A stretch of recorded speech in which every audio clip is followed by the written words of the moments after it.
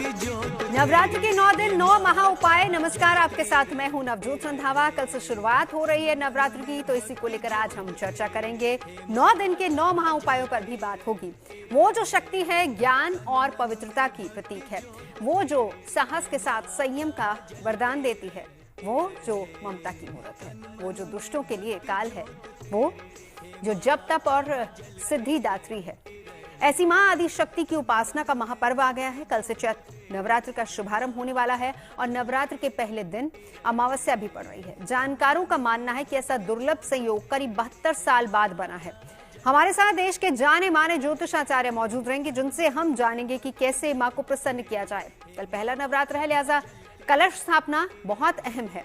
घट स्थापना का विधान क्या है, शुभ मुहूर्त क्या है, ये सब हम जानेंगे। साथ ही साथ ये भी समझेंगे कि इस बार चैत्र नवरात्र क्यों विशेष है, क्या संयोग इस बार बन रहा है और किस महा उपाय से इन दुर्लभ योग से मां मनोकामना पूरी करेगी। अगले घंटे इन तमाम पहलुओं पर हम करेंगे चर्चा।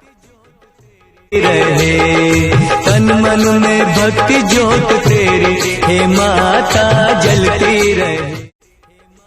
तो कल से नवरात्र का शुभारंभ हो रहा है और पूरे देश में अभी से ही रौनक नजर आने लगी है। कल सुबह 6:52 से चैत्र मास की शुक्ल पक्ष प्रतिपदा तिथि पर नवरात्र का शुभारंभ हो जाएगा। चैत्र नवरात्र का समापन 27 मार्च को रामनवमी के शुभ अवसर पर होगा। इस दौरान मां के 9 स्वरूपों के दर्शन पूजन होंगे। खास बात यह है कि चैत्र नवरात्र के दिन इस बार बहुत ही दुर्लभ संयोग बन रहा है, जहां अमावस्या और प्रतिपदा तिथि एक ही दिन पड़ रहे हैं। कल अमावस्या की छाया में नवरात्र के पहले और प्रतिपदा के शुभ दिन पर शुभदायी है माता रानी की पूजा अर्चना।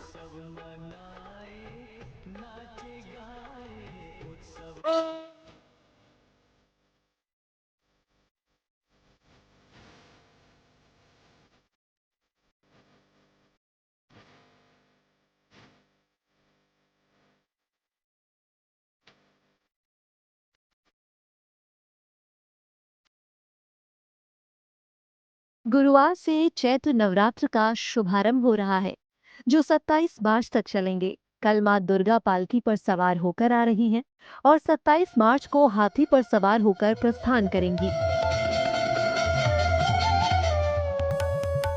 चैत्र नवरात्र के दिन इस बार बहुत ही दुर्लभ संयोग बन रहा है, जहां अमावस्या और प्रतिपदा तिथि एक ही दिन पड़ रही है। लगभग 72 साल बाद ऐसा खास योग बन रहा है, जब अमावस्या की छाया में नवरात्र का शुभारंभ होगा। साथ ही कल शुक्ल योग, ब्रह्म योग और सर्वार्थ सिद्धि योग एक साथ बन रहे हैं। इन तीनों योगों को अत्यंत शुभ माना जाता है और ऐसी मान्यता है कि इस समय मां दुर्गा की पूजा अर्चना करने से मनोकामनाएं पूरी होती हैं।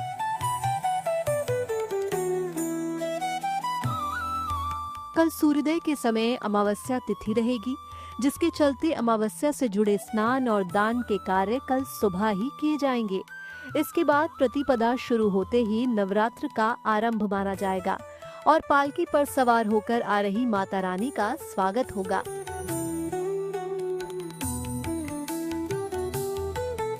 चैत्र अमावस्या की शुरुआत 18 मार्च सुबह 8:25 से हो जाएगी और ये 19 मार्च सुबह 6:52 तक रहेगी। इसके बाद प्रतिपदा तिथि लग जाएगी, जो 20 मार्च सुबह 4:52 तक जारी रहेगी। धार्मिक मान्यता के मुताबिक अमावस्या के दिन स्नान और दान का विशेष महत्व होता है। 19 मार्च को ब्रह्म मुहूर्त में स्नान दान करना शुभ माना गया है। इस दौरान लोग पवित्र नदी में स्नान करते हैं या घर पर गंगा जल मिलाकर स्नान कर दान पुण्य करते हैं। नवरात्र का सबसे महत्वपूर्ण कार्य कलश या घट स्थापना का होता है।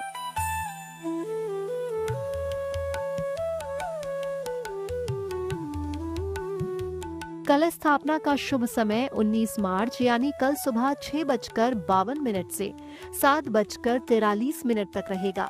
इसके अलावा अभिजीत मुहूर्त में भी घट स्थापना की जा सकती है, जिसका समय दोपहर 12:05 से लेकर दोपहर 12:53 तक रहेगा। इस बार इसलिए एक ही दिन अमावस्या का पुण्य और नवरात्र की शुभ शुरुआत दोनों का लाभ मिलने वाला है। पहले दिन मां दुर्गा की पूजा से पहले कलश स्थापना करने के लिए पहले सुबह स्नान कर पूजा स्थान को साफ करें। स्थान को गंगा जल से शुद्ध करें। चौकी पर लाल कपड़ा बिछाकर देवी की प्रतिमा स्थापित करें। फिर एक पात्र में मिट्टी डालकर उसमें जौ बोएं और उसके ऊपर जल से भरा कलश रखें। कलश में गंगा जल, सुपारी, चावल आदि डालें। ऊपर आम के पत्ते लगाकर नारियल स्थापित करें। दीपक जलाकर विधि विधान से पूजा करें और व्रत का संकल्प लें। माना जाता है कि विधि विधान से घट स्थापना करने से घर में सुख, समृद्धि और सकारात्मक ऊर्जा आती है।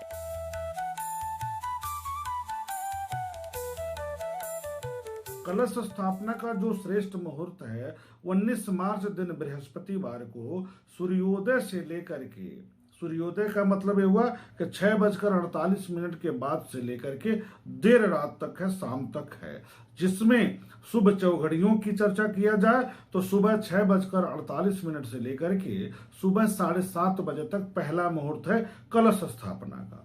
दूसरा जो मुहूर्त है सुबह 10:30 बजे से लेकर के दोपहर में 3 बजे तक है।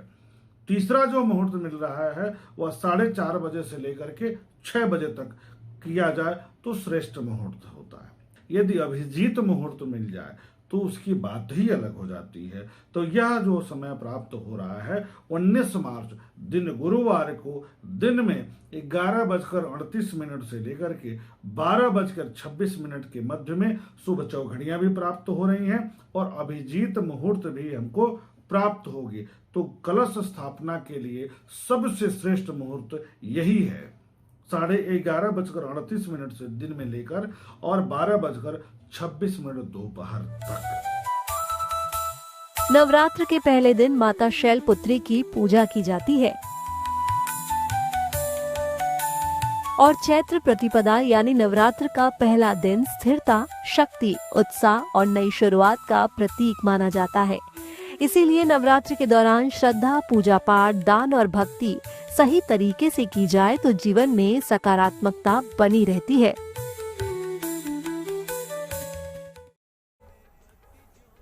तो चलिए हम सीधा चलेंगे, तमाम खास मेहमान तो हमारे साथ मौजूद है, लेकिन उससे पहले जरा रुक कर लेते हैं मनीषा लड्डा का। मनीषा कालका जी मंदिर से हमारे साथ मौजूद है और साथ ही साथ खास मेहमान भी हमारे साथ जुड़ चुके। एक बार मैं परिचय करा देती हूँ। नंदिता पांडे जी हमारे साथ मौजूद हैं, वान्या आर्य जी हमारे साथ जुड़ चुके, आचार्य राज मिश्रा और आचार्य गौरव, आप सभी का बहुत बहुत स्वागत है। लेकिन मनीषा आपके पास सबसे पहले आते हुए, कालका जी मंदिर में आप मौजूद है, दिखाइए जरा वहां रौनक कैसी कैसी तैयारियां हैं कल, क्योंकि नवरात्रों की शुरुआत हो रही है कल सुबह से, तो तैयारियां अभी फिलहाल वहां पर कैसी हैं?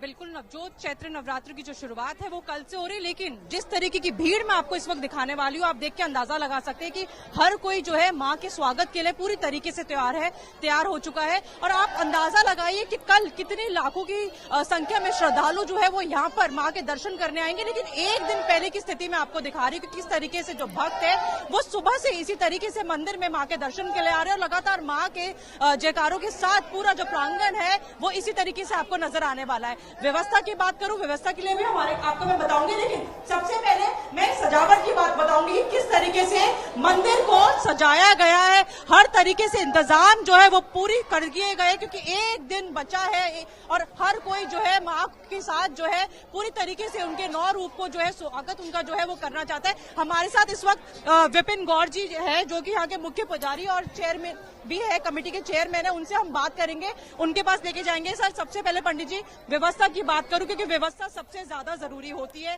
लाखों की संख्या में कालका जी मंदिर में भगवान के दर्शन, माता के दर्शन जो करने भक्त आते हैं, इस बार उनके लिए क्या इंतजाम किए गए हैं? तो उनके लिए इस बार इंतजाम बहुत खास विशेष इंतजाम किए हुए हैं। हमारे पास अपने पर्सनल सेवादारों की 550 सेवादारों की पूरी स्ट्रेंथ है। उसके अलावा तकरीबन जो पुलिस से मालूम हुआ है, पुलिस प्रशासन हमारे साथ है। 500 से 600 पुलिस वाले यहाँ पर डिप्लॉय किए गए हैं, पुलिस फोर्स डिप्लॉय की गई है। उसके अलावा जो CISF है वो भी डिप्लॉय की गई है। और यहाँ के SHO साहब, ACP, DCP। गर्मी को देखते हुए क्या इंतजाम यहाँ पे किए गए हैं? गर्मी के लिए देखो इंतजाम किए गए, पंखे लगाए हुए हैं जगह के, हमने कूलर भी कई जगह लगाए हुए हैं, लाइट की व्यवस्था है, मॉनिटर और सुरक्षा को देखते हुए हमने यहाँ पर CCTV पर लगाए हुए हैं। पुलिस की तरफ से एक ऐसा सिस्टम लगाया हुआ है कि कोई भी अपराधी टाइप का लोग कोई गड़बड़ी करने की कोशिश करे तो उनके फेस ऑटोमेटिकली सर्विलांस में आ जाते हैं। AI सिस्टम वो लगाया गया है। और हमने मतलब बहुत जैसे बुजुर्गों के लिए है, उनके लिए व्हील चेयर का इंतजाम किया हुआ है, मेडिकल के लिए इंतजाम किया हुआ है, एक एम्बुलेंस खड़ी हुई है, सफाई की दुरुस्त व्यवस्था है, लोगों को बिल्कुल स्मूथ दर्शन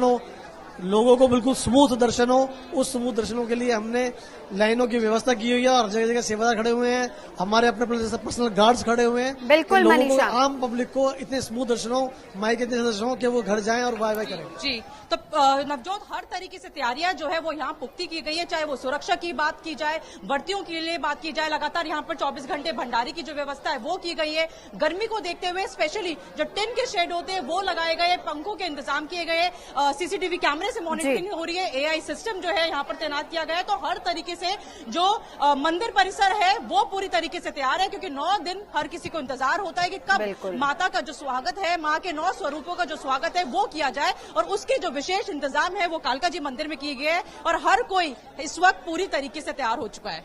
बिल्कुल मनीषा, नजरा बना रखिए, बहुत शुक्रिया आपका इस पूरी जानकारी के लिए। तो मंदिर पूरी तरह से सज चुके हैं, कालका जी मंदिर से मनीषा मेरी सहयोगी जानकारी हमें दे रही थी। तो चलिए अब चर्चा की शुरुआत करते हैं। तैयारियां पूरे देश में नवरात्र को लेकर हो रही हैं।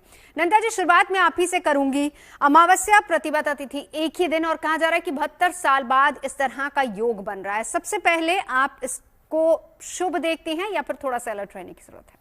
कैसा है योग? क्योंकि जहाँ तक अमावस्या जब भी जो प्रतिपदा तिथि है ना, वो घड़ी देखते हैं कि कितने देर तक है। अगर 1.5 आवर्स आफ्टर सनराइज प्रतिपदा है तो उसका मान पूरा होता है, इसलिए 19 हमने प्रतिपदा भी रखी है।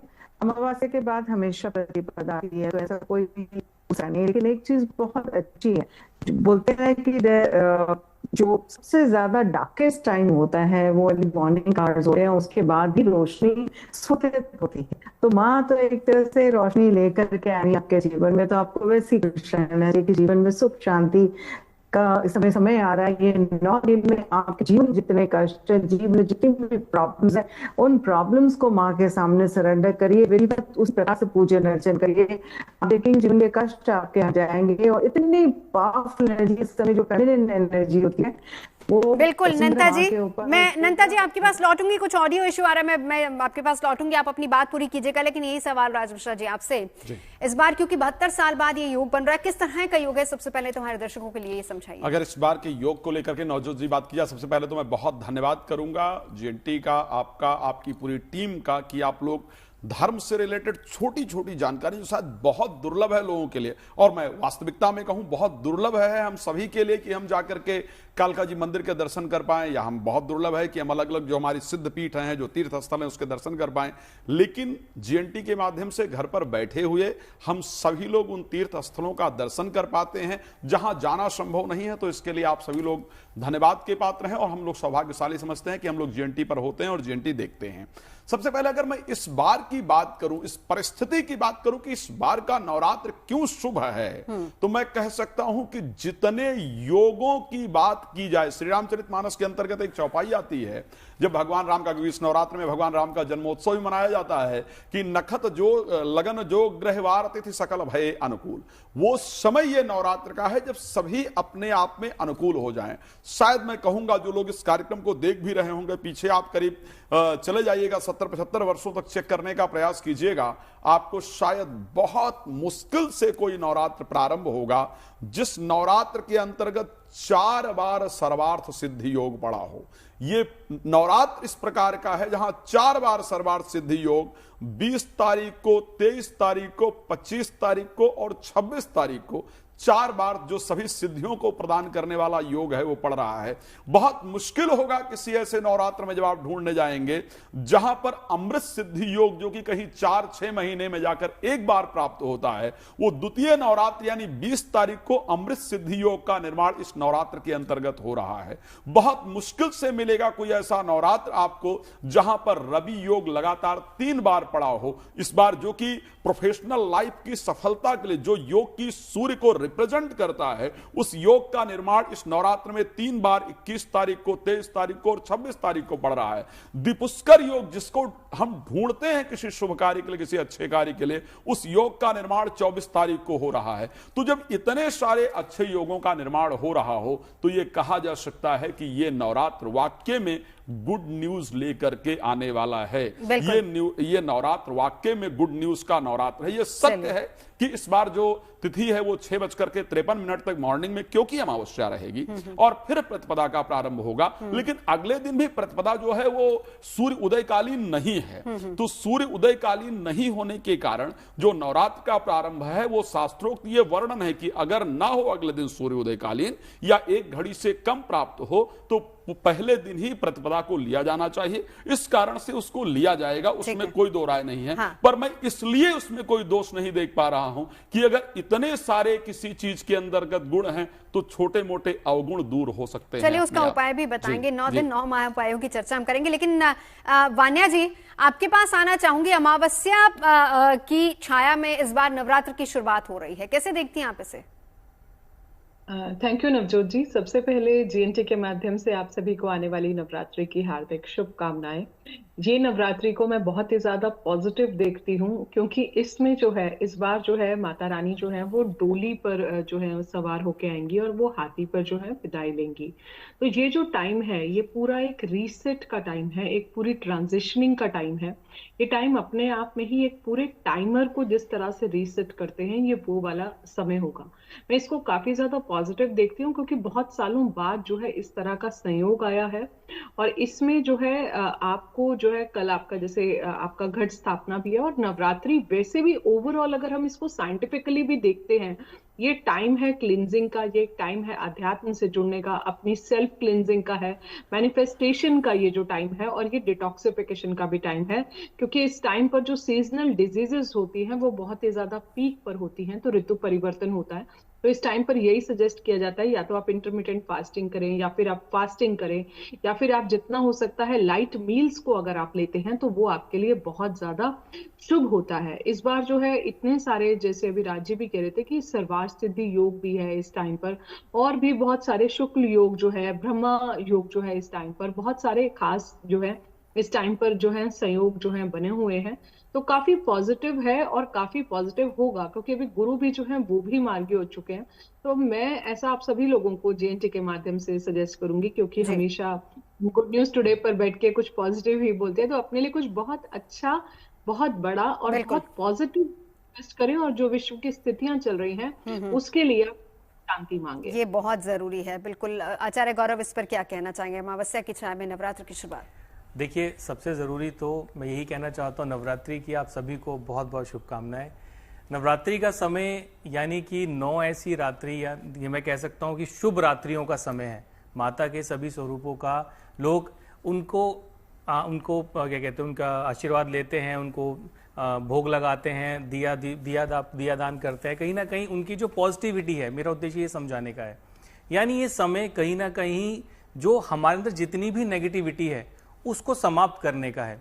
हालांकि अगर हम देखें, जैसे कि राज जी ने बताया कि सुबह के समय तक अमावस्या का समय रहने वाला है, देखा जाए तो ये समय कहीं ना कहीं सुबह ही अमावस्या की जो तिथि है वो समाप्त होने वाली है, और उसके बाद से शुभ समय जो है वो प्रारंभ होने वाला है।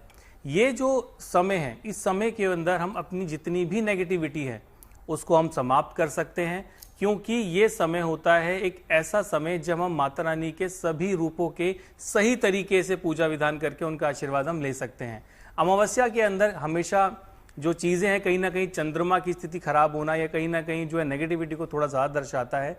लेकिन अब जो इस टॉपिक को अगर मैं कहना चाहूँ, क्योंकि पालकी में आ रही है, जैसा अभी वान्या जी ने कहा, तो थोड़ा सा मैं नवजोत जी को डिस्क्राइब करना चाहता हूं। देखिए, अगर वैसे मैं कहता हूं कि मैं बहुत पॉजिटिव ही चीजें बताना चाहता हूं, लेकिन पालकी के अंदर कई बार क्या देखा जाता है, जैसे अर्थव्यवस्था के अंदर नवजोत जी कई बार थोड़ा सा स्थितियों का डामाडोल होना, कहीं ना कहीं परेशानियां आना, ये चीजें देखने को मुझे कई बार मिली। लेकिन मैं ये कहना चाहता हूं कि ये समय शुभता, देखिए मैं शुभता ही कहता हूं नवजोत जी, और मैं शुभता ही इसको लेके चलता हूं। हमें पॉजिटिव रहना चाहिए। बेसिकली क्या समय है, किस प्रकार है, वो बात की बात है, लेकिन जिस भावना के साथ, जिस श्रद्धा के साथ हम पूजा करते हैं, हम दिया जलाते हैं, माता रानी को मनाते हैं, वो समय, वो शुभता का जो समय है, उसको पहचानना बहुत बिल्कुल। ज्यादा जरूरी रहता है। चलिए अब नंदा जी आपके पास आते हो, एक तो आपका पहला जवाब अधूरा रह गया था, आप उसको कंप्लीट कीजिए जी। और इन तमाम सवालों का संक्षेप में जवाब, फिर उसके बाद अगली डिस्कशन शुरू करते हैं।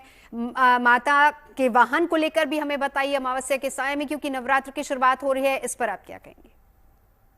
देखिए, अमावस्या से शुरू हो रही है नवरात्रियां। पहले थोड़ा सा टाइम रहेगा अमावस्या का, लेकिन आप उसको पॉजिटिव ये भी देखें ना कि जब भी हम कोई भी चीज शुरू करते हैं, अपने कुल देवता देवी का स्मरण करते हैं, अपने पितरों का स्मरण करते हैं, ये मॉर्निंग का जो ब्रह्म मुहूर्त का टाइम है बहुत ही सुंदर टाइम है, जिसमें आप ये सारे कार्य कर सकते हैं। पितृ करिए, उसके बाद माता रानी के लिए अपनी आप बाजू बिछाइए, आप उनके लिए उनको आमंत्रण करिए, और वो आपका 6:52 AM से शुरू हो जाएगा समय। तो आप बोलते हैं ना, there is the darkest before the dawn, यानी कि जब सुबह प्रातः काल की भोर एक पहली किरण फूटती है, स्फुटित होती है, उससे पहले सबसे ज्यादा अंधकार पूरी रात्रि का सबसे ज्यादा उसी समय होता है। तो आप ये सोच लिए माता रानी आपके जीवन में उस रोशनी की तरह आने वाली है, जो आपके जीवन में किसी भी प्रकार का अंधकार हो, चाहे भय का अंधकार हो, कर्जों का अंधकार हो, सेहत का अंधकार हो, उन सबको हटाते हुए जाएंगी।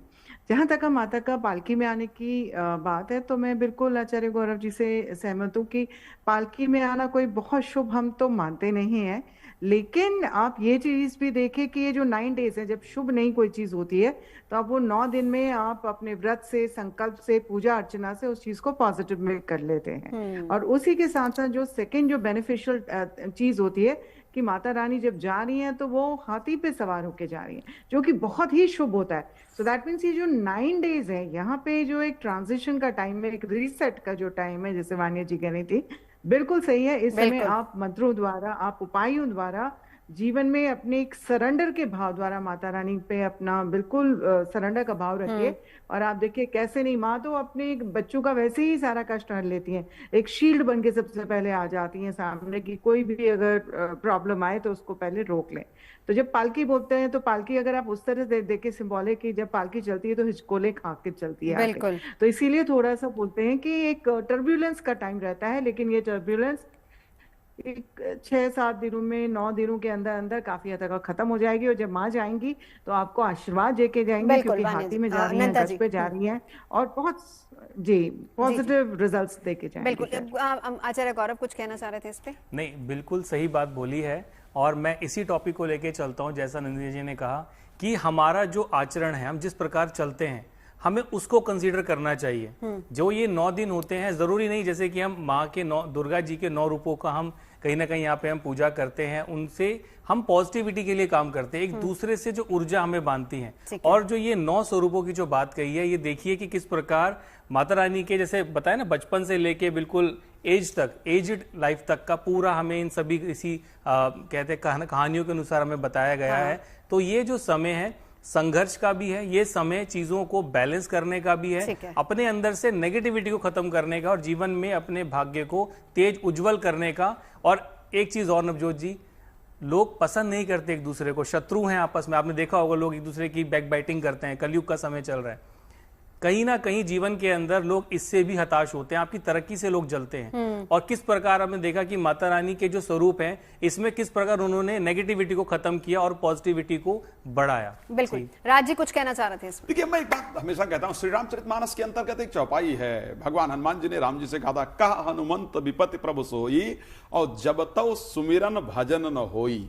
देवी की आराधना से, मैं एक बात बड़ा नवजोत जी स्पष्ट कहता हूं, मुझे लगता है कि देवी आती और जाती हैं, ये पॉसिबल ही नहीं हो सकता है।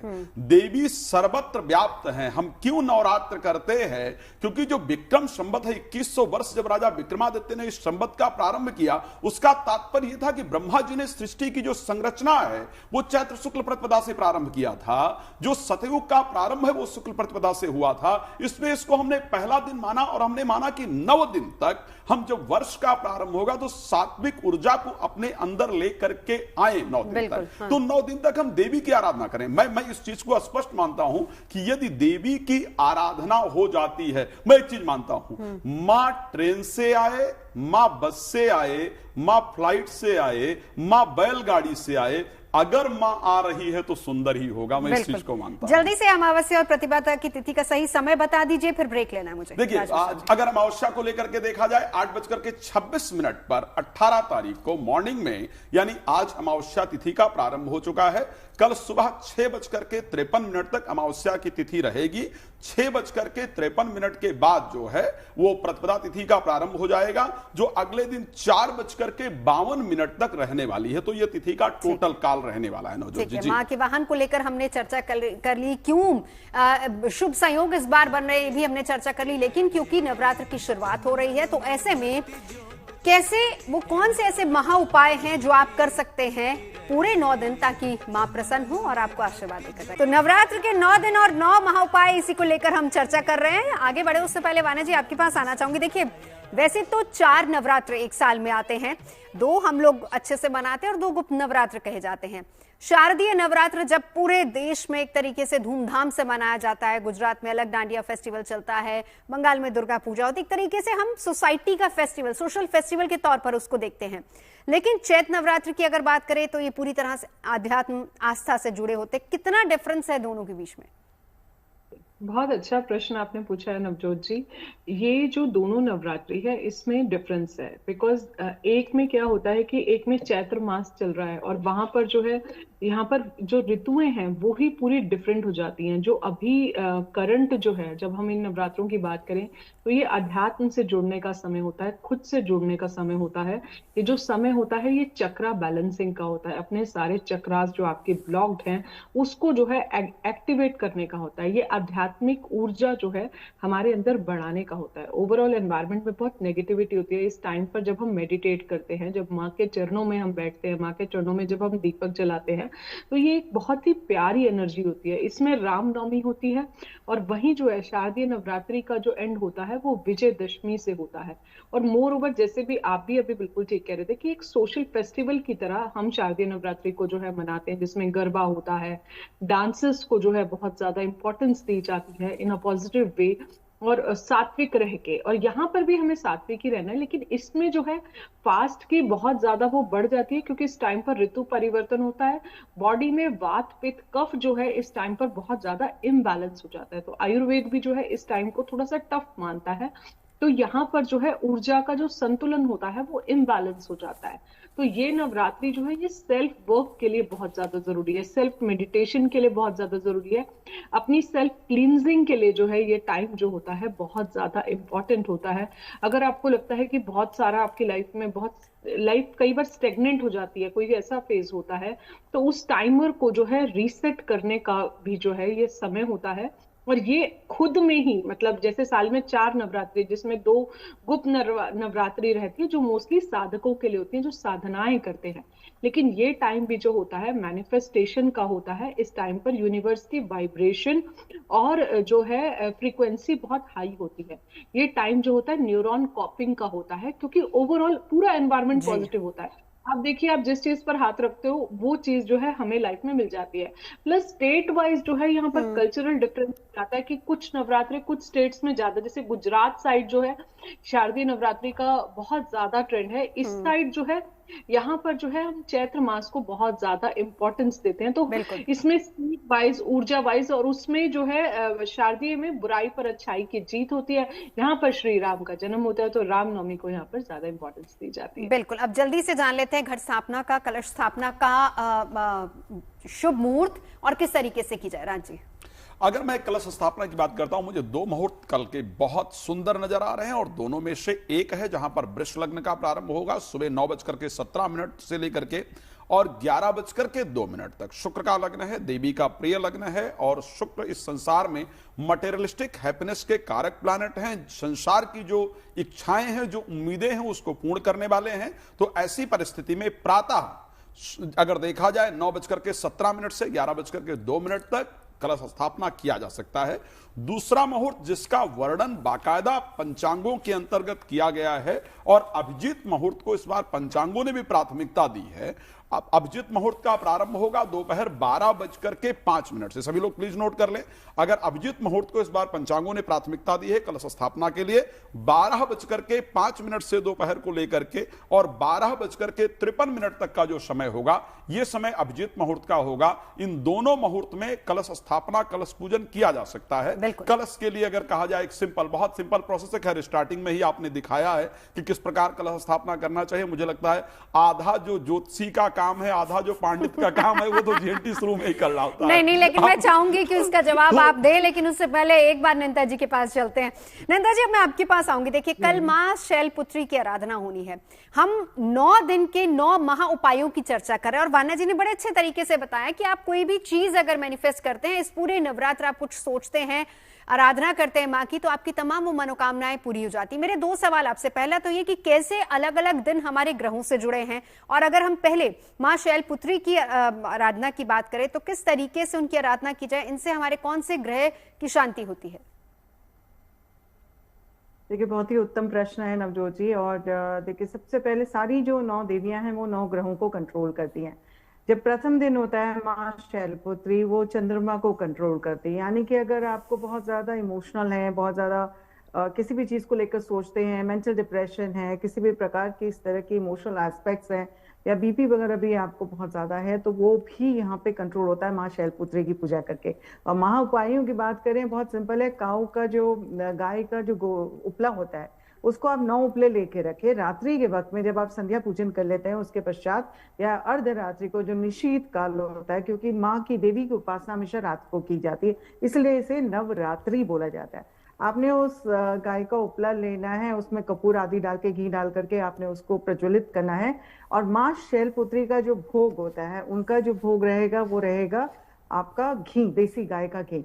उस भोग को आपने अर्पित करना है। कमल गट्टे के अगर आपके पास बीज हैं तो उस बीज को उस घी में भिगो करके आप डालें और आपने माँ शैलपुत्री का मंत्र पढ़ना है। इस मंत्र में आप सिंपल मंत्र भी पढ़ सकते हैं या फिर आप दुर्गा कवच भी पढ़ सकते हैं। सारे दिन अगर आप वो नहीं कर सकते, दुर्गा कवच का जो बीज मंत्र होता है, ओम दुर्गे दुर्गे रक्षणी ठ ठ स्वाहा, सिंपल सा मंत्र है, लेकिन ये बीज मंत्र है जो पूरे कवच को कंट्रोल कर देता है। इसके 108 माला या फिर 99 मंत्र की माला, ओम एम ह्रीम क्लीम चामुंडाय विच्चे, इस माला से आपने वो करना है। तो आप देखेंगे आपके चंद्रमा से संबंधित जो भी कष्ट है वो हट जाएंगे। अगर आपको मंगल से संबंधित प्रॉब्लम्स है, एग्रेवेशन बहुत है, फायर प्रोन बहुत ज्यादा है, अग्नि से एकदम से परेशानियां आ जाती हैं, गुस्सा बहुत आ जाता है, छोटे हाथी आपको लग जाती है, तो इसका मतलब मंगल कहीं पे खराब है आपका। और मंगल को शांत करने के लिए ब्रह्मचारिणी का पूजन किया जाता है और उनका जो भोग लगता है वो दूध से बनी हुई मिठाई लगती है। उस भोग के साथ आप वैसे ही नियमित रूप से, जैसे मैंने आपको बताया, रात्रि वक्त हवन करें तो अच्छा रहता है। चंद्र घंटा माँ है तो वो शुक्र को कंट्रोल करती है। आपके विवाह आदि में भी कष्ट हो रहे हैं या किसी भी तरह के वैभव या कंफर्ट्स में आपको कमी है, तो आप या रिलेशनशिप में हस्बैंड वाइफ में कमी है, तो भी आप माँ चंद्र घंटा की पूजा कर सकते हैं। और उनका जो भोग आप लगाएंगे उनको खीर पर भोग लगाएंगे और उससे आपका शुक्र कंट्रोल हो जाता है। बाकी उपायों पर बात करेंगे, लेकिन उससे पहले एक बार आचार्य गौरव आपके पास आते हुए, देखिए हिंदू नववर्ष की भी शुरुआत हो रही है, ग्रह दशा इस बार कैसी बन रही, क्योंकि हर बार जब भी नवरात्र की शुरुआत होती है माँ किस वाहन पर आ रही, हालांकि ब्रेक से पहले हमने उस पर चर्चा की है, लेकिन उसको कहीं ना कहीं हम एक प्रेडिक्शन के तौर पर भी देखते हैं कि समय आने वाला कैसा रहेगा। इस बार जो ग्रह दशा है 72 साल बाद जो योग बन रहे हैं उसको देखते हुए और साथ ही साथ जो दुनिया में इस वक्त वर्ल्ड सिनेरियो चल रहा है, समय कैसा दिख रहा है आने वाले समय में? बहुत अच्छा प्रश्न नवजोत जी आपने पूछा है।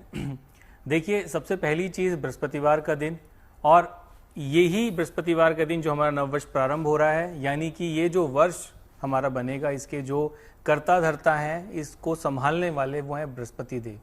बृहस्पति देव, एक गुड न्यूज ये है नवजोत जी कि बृहस्पति अभी कुछ समय पहले ही मार्गी अवस्था में हुए हैं, यानी अपने वक्र जो चल रहे थे काफी समय से अब मार्गी अवस्था में आए, यानी कहीं ना कहीं न्यूट्रलाइज हुए हैं। और अगर हम बात करें सूर्य की भी, अगर टोटल अंक देखा जाए 2026 का भी, तो ये सूर्य का अंक बनता है। और दोनों ही ग्रह नवजोत जी, अगर हम कुंडली में या किसी भी देश और दुनिया की बात करते हैं, जितने भी योग बनते हैं इनमें कम से कम 90% जो योग बनते हैं वो केवल सूर्य और बृहस्पति देव से ही बनते हैं। ये जो समय है, जैसा हमने भी बात भी करी कि जो पालकी में आना है कहीं ना कहीं माता रानी का, वो देश और दुनिया के लिए, क्योंकि जब वो हिलता हुआ आता है तो ऐसी स्थितियां मुझे कहीं ना कहीं देखने को नजर आ रही हैं। मैं ये चाहता हूं कि आप पॉजिटिव रहें, देखिए, जैसा भी चीजें चल रही हैं, जैसी भी परिस्थितियां चल रही हैं, वो परिस्थितियां आपके अकॉर्डिंग ही हैं। आप जैसा फील कर रहे हो, आपकी लाइफ में प्रमोशन नहीं है, बहुत ज्यादा दिक्कतें चल रही हैं, बहुत ज्यादा नेगेटिव आप सोच रहे हो, ये सब चीजें जो हो रही हैं नवजोत जी, कहीं ना कहीं आपके लिए, आपके दायरे के लिए सही है। लेकिन इस समय को बेहतर करने का इतना अच्छा समय आपके पास आया है, वो है नवरात्रि।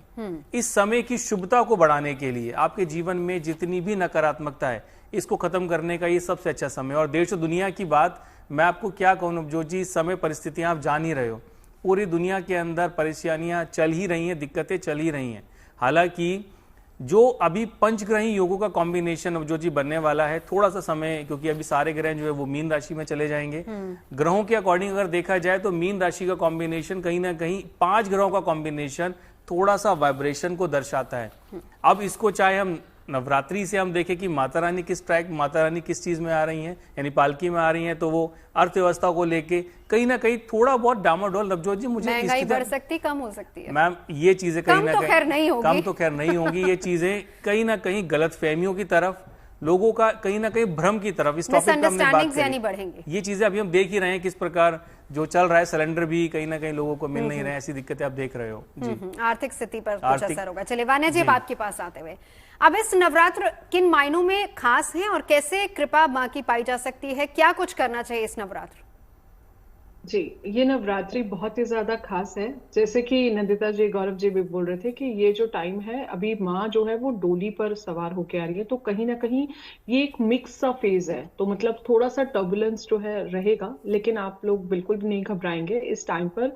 आप जो है, आपकी जो भी विश है, जो आपको अपनी लाइफ में मैनिफेस्ट करनी है, उसको आप एक पेपर लीजिए व्हाइट कलर का, उस पर आप रेड पेन से पहले आप जो है ओम दुम दुर्गाय नमः लिखिए, और उसके बाद अपनी विश लिख के आप बड़े फेथ के साथ जो है आप माता रानी को सरेंडर कर दीजिए।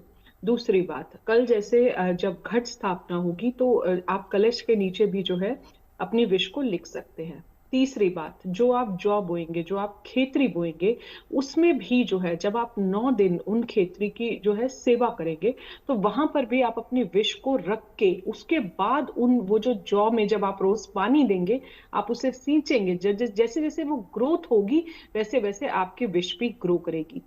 नवरात्रि 9 नाइट्स, ये जो टाइम है 9 दिन, जब अगर आप रात को माँ के आगे बैठते हैं दिया जला के, हर दिन हर देवी की जो है उपासना करते हैं, जो भी हर दिन से एसोसिएटेड देवी है, जो हर दिन से एसोसिएटेड आपका प्लैनेट है, और हर दिन से एसोसिएटेड जो आपका चक्रा है, आप उस चक्रा पर ध्यान करके अपने उस चक्रा को जो है एक्टिवेट कीजिए, अपने प्लैनेट को जो है आप स्ट्रेंथन कीजिए, और माँ की जो एग्जाम्पल्स है, माँ की जो हिस्ट्री है, आप उनको थोड़ा सा पढ़िए और उनकी क्वालिटीज को आप अपने अंदर लेके आइए। इस टाइम पर जो है आप जितना लाइट मील्स खाएंगे वो भी बहुत अच्छा है। माँ को लौंग, सुपारी, नारियल का भोग जरूर लगाएं। जब आप कलश स्थापना करें तो नारियल जो है आप जरूर जो है घट स्थापना यूज करें। और इसके अलावा जो है आप जो है लौंग का, सफेद मिठाई का, माँ को पान का भोग, माँ को श्रृंगार, माँ को लाल चुनरी जो है वो भी आप जो है इस टाइम पर चढ़ाएं। दुर्गा सप्तशती जो है आप जरूर करें, दुर्गा चालीसा जो है आप जरूर करें। माँ को जो है आप कलावा चढ़ाएं, या फिर और भी आप अगर माँ को जो आपकी श्रद्धा अनुसार हो, आखिरी दिन जो है कन्या पूजन जो है वो आप जरूर करें। बिल्कुल, चले लौटूं। अब कलश स्थापना की बात होगी, कल सुबह से शुरुआत हो रही है और जाहिर सी बात है कि उसका शुभ मुहूर्त हमने राज्य से जान ही लिया था, लेकिन विधान क्या रहता है और कौन कौन सी अहम चीजें हैं जो जरूरी है इसके लिए? राज्य कलश पूजन के अगर विधान की बात की जाए, सबसे पहला जो इंपॉर्टेंट पार्ट है, श्री रामचरितमानस में भगवान राम ने एक शब्द कहा कि निर्मल मन जन सो मोहि पावा, मोहि कपट छल छिद्र भावा। शास्त्र ये बात स्पष्ट कहता है कि पूजन करते वक्त स्थान की निर्मलता महत्वपूर्ण है और हृदय की निर्मलता महत्वपूर्ण है। परमात्मा शुद्धता को, स्वच्छता को सबसे ज्यादा पसंद करते हैं, इसलिए सबसे पहली आवश्यकता है कि जहां पर कलश की स्थापना करनी है उस स्थान को गंगा जल इत्यादि से छींटा लगा करके उसको शुद्ध कर लिया जाए। जनरली गांव में गाय के गोबर से उसको लीप दिया जाता था, उसके बाद वहां देवताओं की स्थापना की जाती थी। आप अपने घर के अंदर गंगा जल का छींटा लगा करके सुंदर एक चौकी बिछाएं, चौकी के ऊपर लाल चौकी रखें, चौकी के ऊपर लाल कपड़ा बिछाएं, लाल कपड़े के ऊपर सुंदर माता की अगर कोई चित्र या कुछ मूर्ति है तो उसको स्थापित करें। अगर आपका मंदिर है तो जैसा है वहीं पर उनको नहला धुला करके सुंदर स्थापना कर सकते हैं। स्थापित करने के बाद माता का सुंदर पंचोपचार विधि से या षोडशोपचार विधि से पूजन किया जा सकता है। और उसके साथ एक बात ध्यान रखिएगा, कलश जो है वो हमेशा माता के बाएं तरफ यानी आपके दाहिने तरफ होना चाहिए, और दिया जो आप जलाते हैं वो अगर अखंड दीप इत्यादि आप जलाते हैं तो कलश के बिल्कुल सामने होना चाहिए, इसका ध्यान रखना चाहिए। कलश कभी खाली जमीन पर नहीं रखना चाहिए, इस बात का विशेष ध्यान रखना चाहिए। कलश के नीचे अनाज धान्य रख करके कलश रखने का विधान है। अनाज रख करके रख सकते हैं, चावल रख सकते हैं, कोई और अनाज रख सकते हैं, वो पॉसिबल नहीं है तो पुष्प और चावल रख करके नीचे उस पर कलश रख सकते हैं। कलश के ऊपर 7 पत्ते, 11 पत्ते या 5 पत्ते, ऐसे 5 प्रकार के पल्लों का विधान है, लेकिन वो ना हो तो आम के पत्ते लगा करके, मुश्किल है तो अशोक के पत्ते लगा करके कलश के अंदर रोली डाल देना चाहिए, चावल डाल देना चाहिए, हल्दी डाल देना चाहिए, कोई सिक्का जरूर डाल देना चाहिए, गंगा जल डाल देना चाहिए। कलश के ऊपर मोली 3 बार बांधना चाहिए, स्वास्तिक स्थापित करके नारियल रखना चाहिए, नारियल सीधा रखना चाहिए, कलश के ऊपर विशेष ध्यान रखना चाहिए। जी ठीक है, जल्दी से 30 सेकंड में भोग माँ को क्या अर्पित किया जा सकता है गौरव? सबसे अच्छी बात यह है कि आपके पास सारी चीज़ें आ गई हैं, सभी आचार्यगण ने आपको सही से गाइड किया। मैं एक चीज़ बस ये बताना आपको चाहता हूँ कि सबसे ज़रूरी है गाय के दूध से बनी हुई चीज़ों का आप प्रयोग करें, चाहे आप मिठाई आप उनको भोग लगा रहे हैं, सफ़ेद चीज़ों का। जो आप वस्त्र पहनते हो कोशिश करें कि जो जैसे लाइट कलर्स होते हैं, वाइट है, येलो है, रेड कलर्स, और कहीं ना कहीं जब आप पूजा करते हो तो घी का दीपक ये नेसेसरी है, ये आपको जलाना ही चाहिए।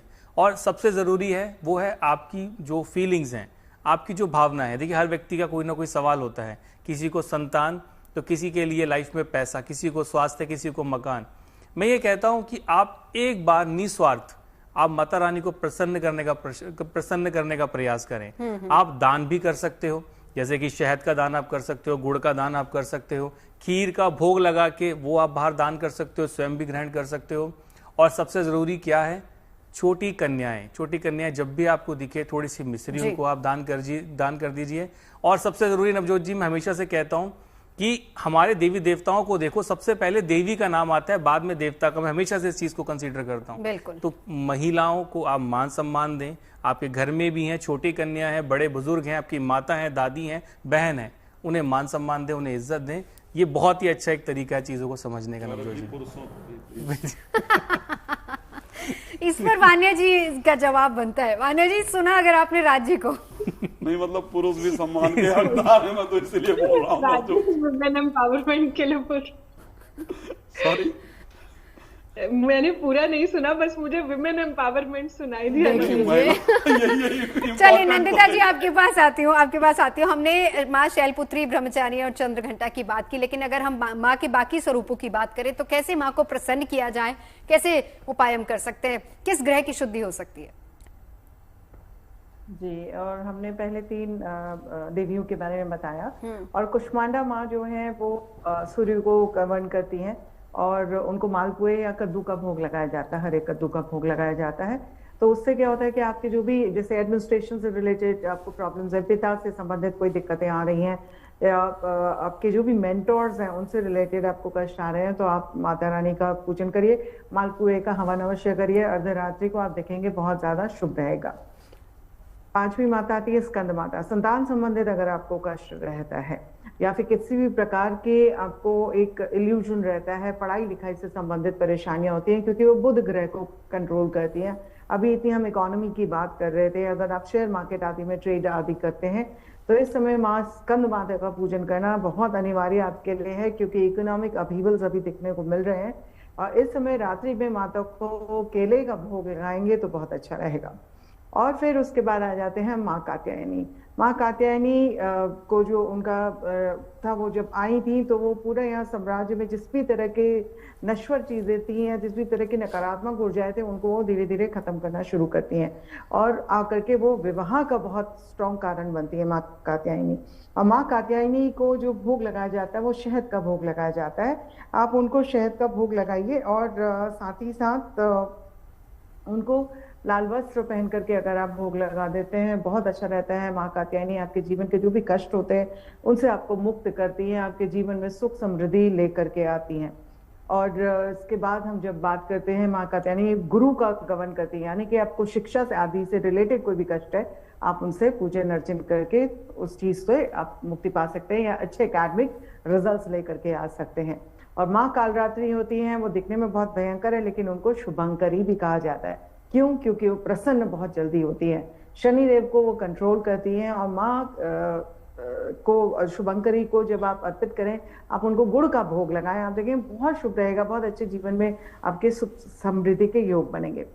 माँ महागौरी बहुत जल्दी प्रसन्न हो जाती हैं, राहु को कंट्रोल करती हैं। तो आप पॉलिटिकल चीजों से संबंधित कोई काम करते हैं, किसी भी तरह के इवेंट मैनेजमेंट से रिलेटेड काम करते हैं, अपने घर पे साफ सफाई रखें, आप उनको नारियल का भोग लगाएं। और नारियल का जब आप भोग लगाते हैं, आप अर्धरात्रि में नारियल को लेकर के भोग लगाएं, जटा वाला नारियल लेकर के अगर आप करते हैं ज्यादा सुंदर रहता है। और आप देखेंगे कि जीवन में जो भी आपकी परेशानियां हैं वो खत्म हो जाएंगी। इस वर्ष गुलाबी वस्त्र पहन के माँ को भोग लगाएंगे तो और उत्तम रहेगा। और केतु जो होते हैं वो माँ स्कंद माता, माफ कीजिएगा, माँ सिद्धिदात्री कंट्रोल करती हैं, मोक्ष की कारक होती हैं, सभी सिद्धियों के दात्री होती हैं। और केतु को भी उन्हीं के द्वारा ठीक किया जा सकता है। यानी कि अगर आप बहुत जल्दी चिड़चिड़े हो जाते हैं, बहुत जल्दी कहीं पे भी स्टैब्लिश नहीं हो पाते, किसी ना किसी चीज को लेकर डिटैचमेंट आपको रहता है, तो आपको इसका मतलब है कि केतु आपका गड़बड़ है। और आपको केतु को अगर कंट्रोल करना है, स्पिरिचुअलिटी में अगर आपको आगे बढ़ना है, तो ये बहुत उत्तम दिन होता है। माँ सिद्धिदात्री का हवन दोपहर के समय में किया जाता है। काले और सफेद तिल में शहद मिला करके आप उनको भोग लगाएं या अनार का उनको भोग लगाएं, आप देखेंगे जीवन में जो भी कष्ट हैं आपके हट जाएंगे। बैंगनी वस्त्र पहन करके अगर आप भोग लगाएंगे बहुत उत्तम रहेगा, जीवन में सुख समृद्धि अवश्य आपको प्राप्त होगी। बिल्कुल, तो जिस तरह की ग्रह दशा है, माँ के वाहन को लेकर चर्चा की, राजी एक उपाय अगर इस नवरात्र हम कर पाए तो सबसे शानदार उपाय मैं तो स्पष्ट कहता हूं, एक मंत्र आदिशक्ति की आराधना कीजिए। या देवी सर्वभूतेषु मात्र रूपेण संस्थिता नमस्तस्यै नमस्तस्यै नमस्तस्यै नमो नमः। इस मंत्र का रोज जप कर लीजिए। नहीं जप करना पॉसिबल है तो 9 दिन तक लगातार एक लाल पुष्प देवी को अर्पण कीजिए और उसे प्रार्थना कीजिए, देवी जो भी जाने अनजाने में इस जन्म पूर्व जन्म में भूल हुई है उसके लिए क्षमा करें, माँ माफ करेगी, आपका जीवन सुंदर होगा। चलिए, इसी पॉजिटिव नोट के साथ आप तमाम खास मेहमानों का हमारे साथ चर्चा में जुड़ने के लिए बहुत बहुत धन्यवाद। तो शुरुआत हो रही है नवरात्र की, 9 दिन और 9 दिन के महा उपाय क्या कुछ आपको करने हैं, सब हमने जाना अपने खास मेहमानों से।